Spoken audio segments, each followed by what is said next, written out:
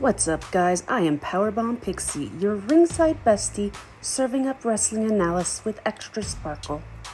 We're talking about all the big slams, big fun, and especially big chaos with elite energy. We're just getting started, and the best is yet to come. Make sure to like, comment, and subscribe for more AEW awesomeness.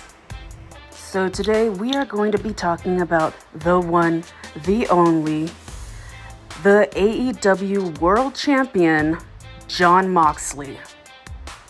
Jon Moxley was born Jonathan David Good on December 7th, 1985. He is one of the most intense and unpredictable wrestlers in the entire industry. He started out on the indies, wrestling with places like Combat Zone Wrestling and Dragon Gate. Growing up, he loved Bret Hart. I mean, don't we all love Bret Hart? But as he got a little older, he started developing a love for more extreme wrestling styles. Moxley is a hard-hitting brawler. He loves doing chokes, and he loves bleeding. Let's get serious. He loves to bleed. He bleeds all the time. Sometimes, I gotta say, he bleeds a little too much. It's like, dude, calm down. That's a little much. You don't have to bleed in every match. He has been easing up, though, so that's a good thing. He is a multi-time world champion in AEW and WWE and also in New Japan Pro Wrestling. He debuted in WWE on the main roster at Survivor Series 2012 with Seth Rollins and Roman Reigns as The Shield. In 2016, he won the Money in the Bank ladder match and would go on to cash in his contract that very night to defeat Rollins to win the WWE World Championship. He left in 2019 and made his debut in AEW that same year at Double or Nothing. His debut match for AEW was at Fyter Fest 2019, where he defeated Joey Janela in an unsanctioned match, which was absolutely awesome. On February 29th, 2020, he defeated Chris Jericho at AEW Revolution to win the AEW World Championship for the first time. He has held the championships for a record-setting 4 times. On November 9th, he was in the main event of Full Gear, where he defeated Kenny Omega in an unsanctioned lights-out match. And then, in 2021, at Revolution, he challenged Kenny Omega for the championship in an exploding barbed wire death match. And he lost. And unfortunately, the main thing people remember about this match is the fact that the exploding part never happened. We got more like little sparkles, which I still thought was cool. But they were going for explodey stuff, and there was no explodey stuff. I know people were really upset about that, and I understand it. I don't think they've tried to do an exploding death match since then, and I think they should. Just because it didn't work the first time doesn't mean it's never gonna work, and I think they should give it another shot. Because death matches are just awesome. You don't see that in the big promotions very often, at least in America. So I think it'd be awesome to try again at least, an exploding death match.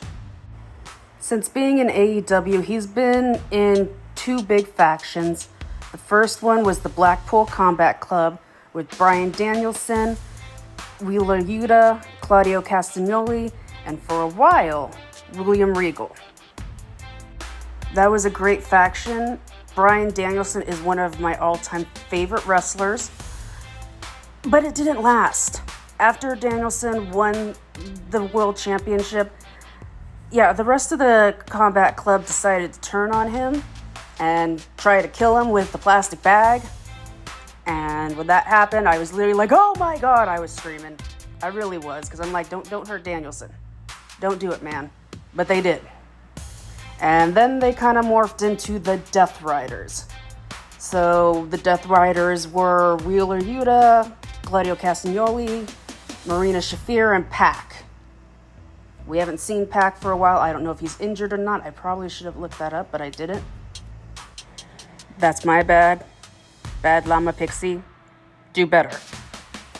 And during his most recent reign, we have not seen the AEW title for quite a while. It's been locked away in a briefcase, and I know a lot of people are not happy about that.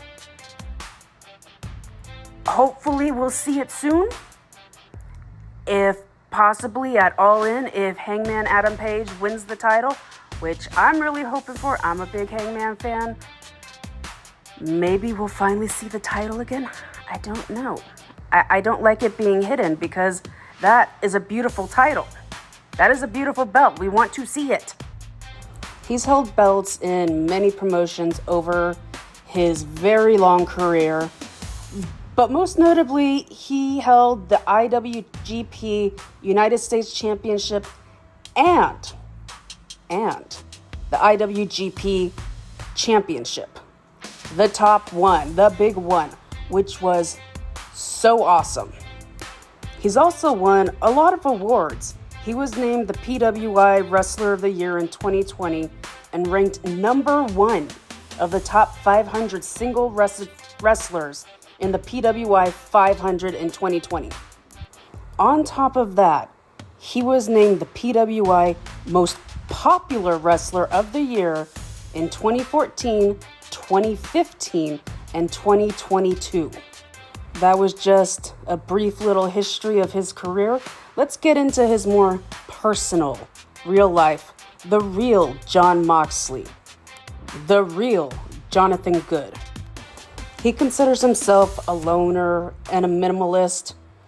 There's actually a really cool story out there.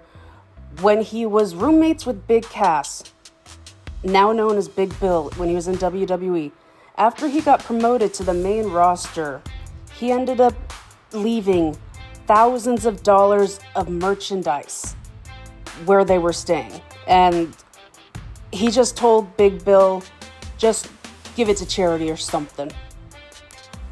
In 2021, he checked himself into rehab for alcoholism.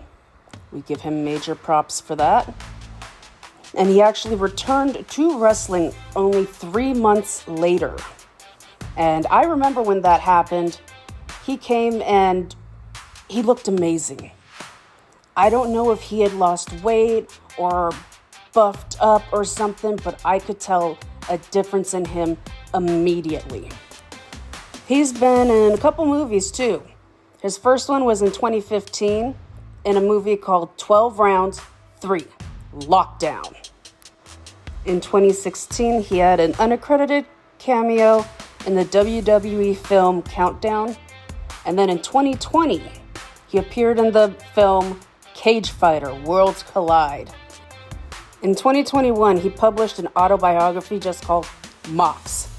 I have yet to read it, but I've heard good things about it. I try to read as many wrestling autobiographies as possible, so obviously this one's on my list to read already. And in case you didn't know, he is married to the absolutely adorable Renee Paquette.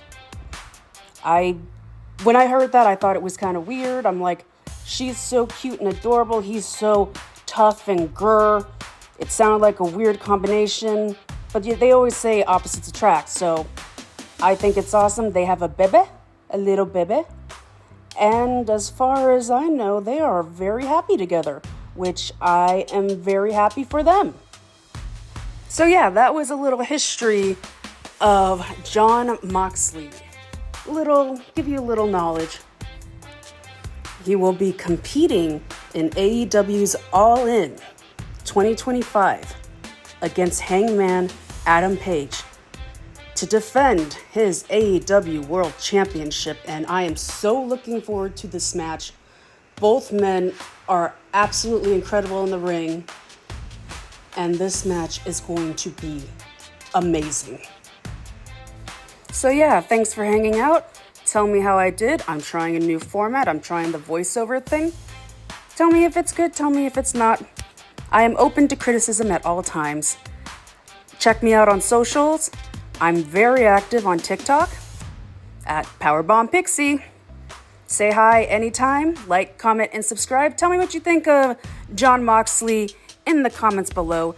Tell me what you think of the Death Riders storyline, because I know a lot of people hate it. So I'm curious as to why. I'm not saying I love it, I'm not saying I'm hate it. I'm just curious why people hate it so much. So yeah, subscribe!